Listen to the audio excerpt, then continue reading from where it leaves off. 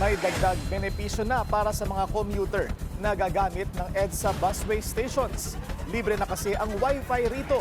Yan ang agenda report ni Just Ignacio. May Wi-Fi na sa EDSA busway stations. Ito ang ating 17 stations, may free Wi-Fi. Salamat DICT, we cannot thank you enough. Naging posible yan sa pakikipagtulungan ng Department of Transportation at Department of Information and Communications Technology na mailunsad ang Free Wi-Fi for All program nitong Huwebes sa Quezon Avenue Station. Ayon kay DOTR Acting Secretary Giovanni Lopez, ang Free Wi-Fi program ay magkukomplement sa naunang inilunsad na cashless payment ng ahensya sa EDSA Busway. Dahil pwede nang kumonek ang mga commuter sa Wi-Fi para magbayad ng kanilang pasahe gamit ang QR code ng mga e-wallet. Ang Wi-Fi, no, pwede na natin kasi sabihin, no, na parang basic necessity na rin po siya sa atin ngayon. Sabi naman ni DICT Secretary Henry Aguda, mas gaganda pa ang serbisyo kapag natapos na ang fiber connectivity sa March. So kung naikwento ko sa kanila, Sec, yan, mobile data yan. Doon sa bubong na nandun, meron kang Starlink.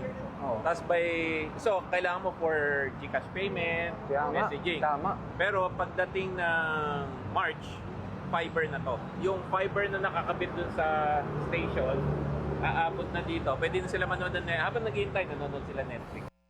Ang libreng internet service ay available na sa EDSA busway stations gaya ng Balintawak, Kaingin, Fernando Poe Jr., North Avenue, PhilAm, Quezon Avenue, Kamuning, Nepa Q-Mart, Main Avenue, Buendia, Tramo, Taft Avenue, Rojas Boulevard, Ayala, SM North EDSA, SM Mega Mall at SM Mall of Asia Station.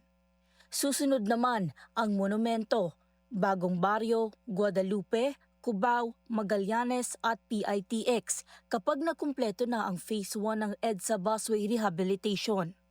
3 easy steps lang naman ang gagawin para makakonek sa libreng Wi-Fi. Una, pumunta sa phone settings at i-click ang Wi-Fi. Pangalawa, hanapin at kumonek sa DICT Free Wi-Fi for All. At pangatlo, i-check ang box kapag agree kayo sa terms and conditions. Limitado sa 12 oras ang libreng Wi-Fi at nagre-reset naman ito araw-araw para magamit ulit ng bawat commuter.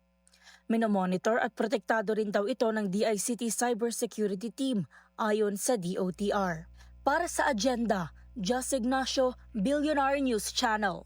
Manatiling nakatutok sa Billionaire News Channel, sumubaybay sa aming social media accounts at mag-subscribe sa aming YouTube channel para sa mga eksklusibong balita at storya.